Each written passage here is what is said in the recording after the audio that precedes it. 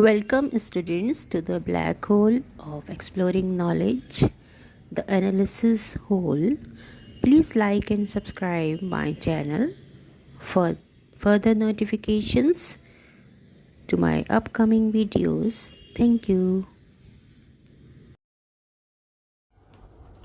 So today I am going to explain about the summary of the poem The Road Not Taken by Robert Frost, the American poet.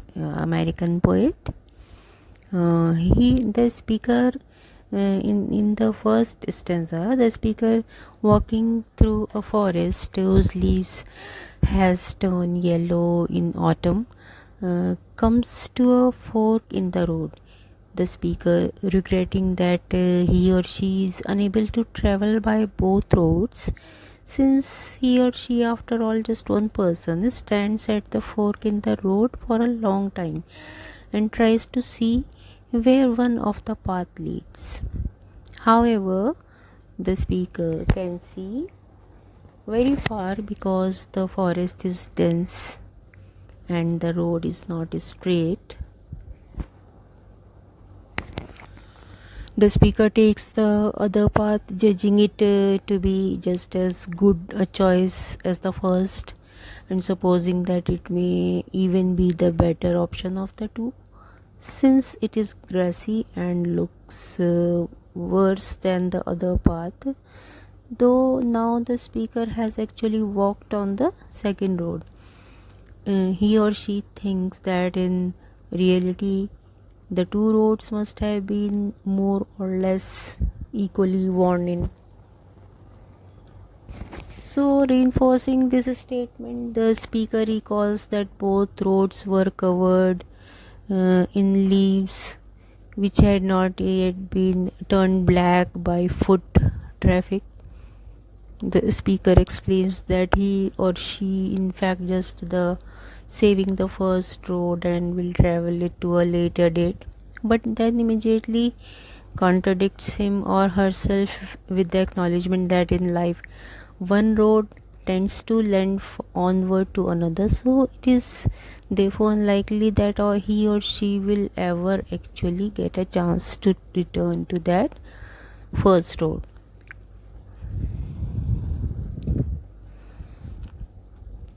So the road not taken, in the road not taken, the speaker describes him or herself as facing a choice between which of the two roads to take.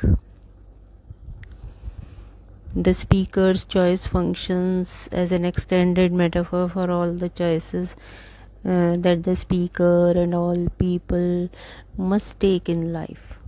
Through the speaker's experience, the poem explores the nature of choices and what it means to be a person forced to choose. The poem begins with the speakers recounting the experience of facing the choice of which road to take.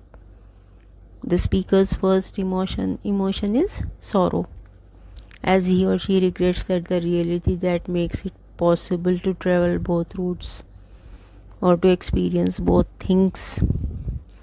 The poem makes clear that every choice involves the loss of opportunity, and the choices are painful because they must be made with incomplete information.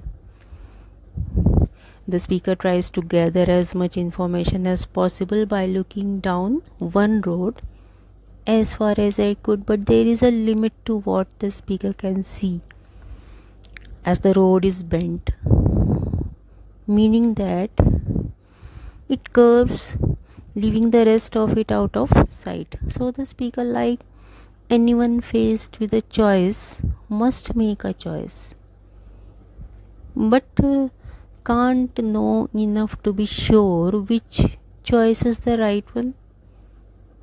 The speaker, as a result, is paralyzed, and he says, "Long I stood, contemplating which road to choose."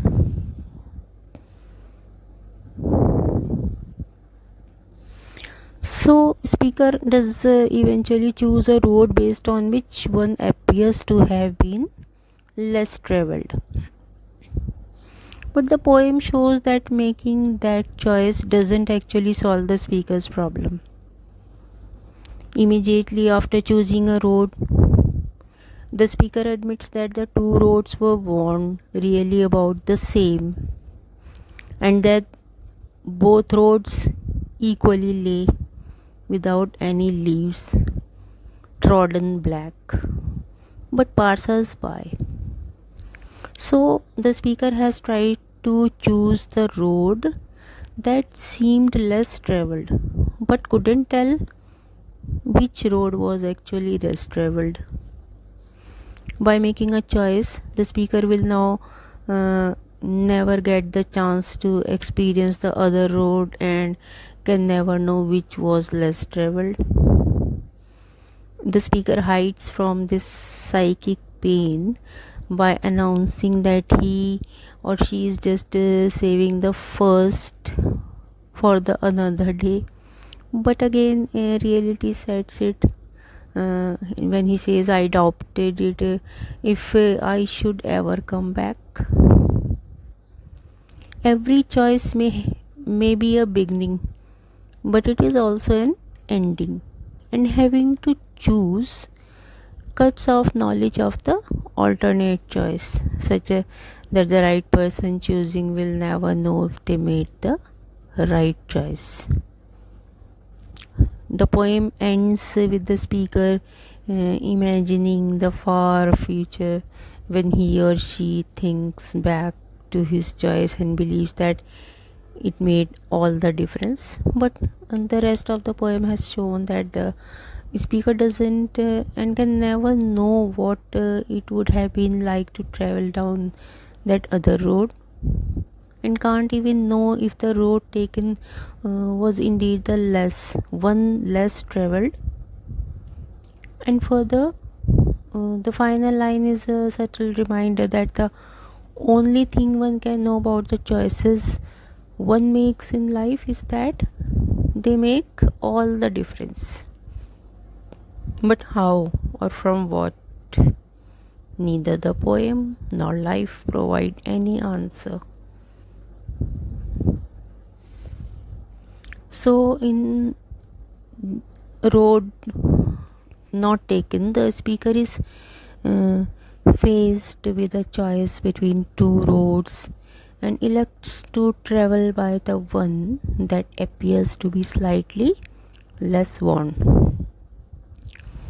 The diverging roads may be read as being an extended metaphor for two kinds of life choices in general, the conventional versus the unconventional. By choosing the less traveled path over the well traveled path, the speaker suggests that he or she values individualism over conformity. The speaker, when deciding which road to take, notes that the second is just as fair as the first, but that it perhaps the better claim because it was grassy and wanted, where, in other words, the second road had the added benefit of being less well worn than the first. So notably, this absence of signs of travel is phrased positively rather than negatively. Rather than stating outright that the road looked as if it had not had many travelers, the speaker states that it was grassy. And what it wanted were, as if it were almost asking for the speaker to walk on it. The speaker presents non-conformity as a positive trait and even implies that popularity can make things less appealing. The first road, because of its popularity, lacks the grass that makes the second path so enticing. Despite the speaker's preference of non-conformity, though the poem ultimately remains ambiguous about whether choosing road less traveled necessarily leads to a better or more interesting life. First, the poem questions whether it's actually even possible to identify what is nonconformist. After choosing the road that seems to have been less traveled, the speaker then comments that in fact the two roads have been worn really about the same. The speaker seems to sense that though he or she has attempted to take the road less traveled, there is no actual way to know if it was less traveled. Second, the poem certainly questions its own final line, in which the speaker asserts that choosing the road he or she did actually take has made all the difference.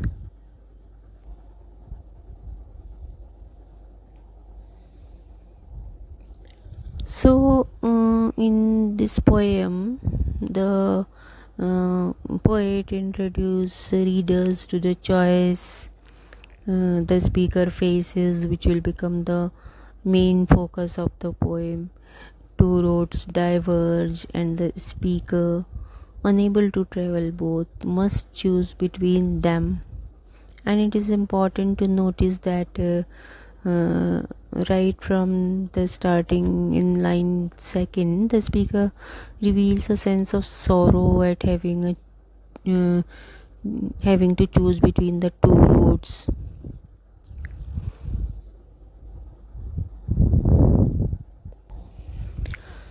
And the poem's title also speaks to the dilemma directly, not only signaling that the focus of the poem is the road not taken, but even implying that there will always be a road not taken, and with it in an unshakable feeling of regret over what one might have missed.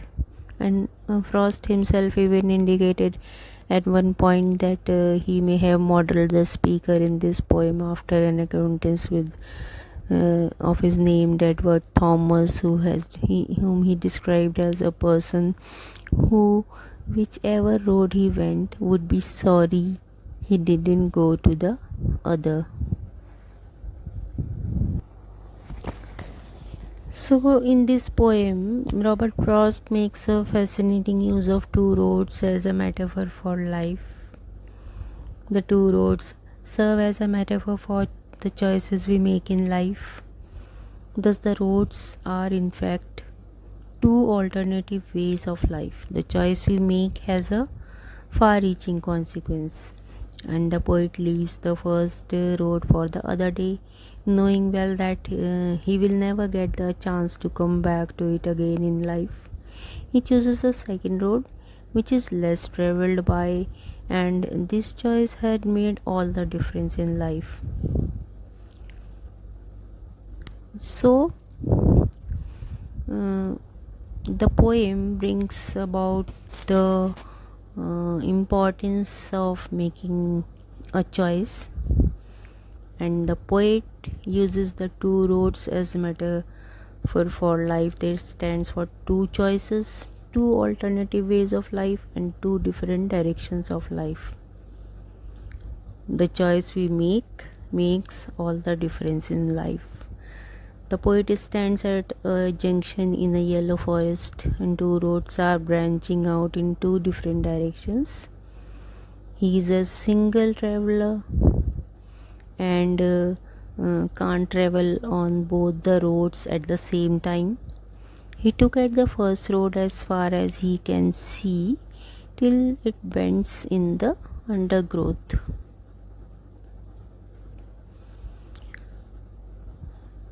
So the other road is just as fair as the first one, but it presents a better claim in one sense. It is grassy and wants where the poet is confused. Finally, he resolves the dilemma. He chooses the other road because it is less traveled by, and he leaves the first road for another day. Both the roads lie before him covered with fallen leaves when the poet leaves the first road for another day. it is very difficult to say whether the road we have chosen will lead us to the desired end, and it is very difficult to decide on the spur of the moment. Only the poet will be telling this with sigh that his choice has made all the difference in his life. Perhaps the road was not taken could have proved more rewarding than the road was taken, but now he can do nothing as his choice is irrevocable.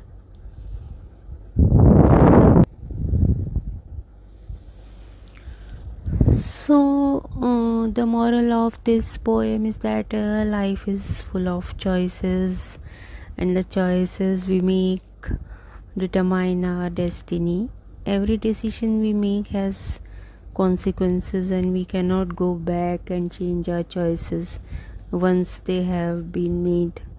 The poet reminds us that we should not be afraid to take risks and try new things, even if they are not the popular or easy choices. The poem shows that the traveler had a choice to make, and he had to decide which path to take. He could have taken the well traveled path, which would have been the safer and more popular choice, but he decided to take the road less traveled.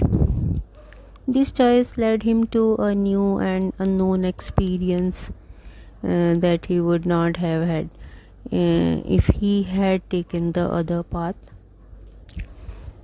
So, the moral of this poem is that we should not be afraid to take risks and try new things. Sometimes the road is less traveled can lead to amazing experiences and opportunities that we would not have had if we had taken the safer or easier path. The poem also reminds us that once we make a choice, we cannot go back and change it. We must live with the consequences of our choices and make the best of them. So, in conclusion, the poem has a moral lesson that can be applied to life in general. The poem reminds us that life is full of choices, and this poem deals with the dilemmas that man faces in life. We should not be afraid to take risks and try new things, even if they are not the popular or easy choices. We must live with the consequences of our choices and make best of them. And that's all for this poem.